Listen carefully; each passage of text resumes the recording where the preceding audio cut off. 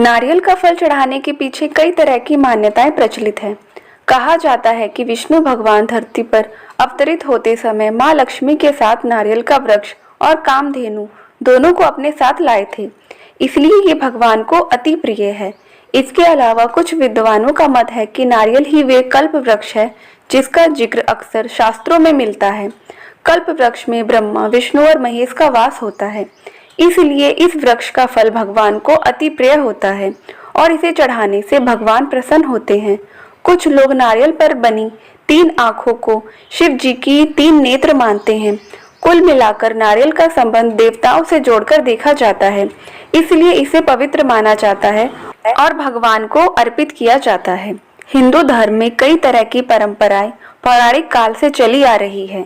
इन्हीं में से एक परंपरा नर बलि की भी है।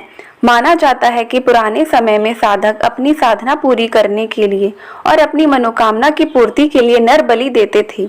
बाद में इस प्रथा को बंद कर दिया गया और नर की जगह नारियल की बलि दी जाने लगी, क्योंकि नारियल को नर का प्रतीक माना जाता है। इसके ऊपर के बुज को बाल और इसके सख्त हिस्से को खोपड़ी और पानी को रक्त की संख्या दी जाती है। मान्यता है कि नारियल का भोग भगवान ग्रहण करते हैं और प्रसन्न होकर भक्तों को आशीर्वाद देते हैं। इसके अलावा कोई नया या शुभ काम करने के दौरान भी नारियल को फोड़ने की चलन है।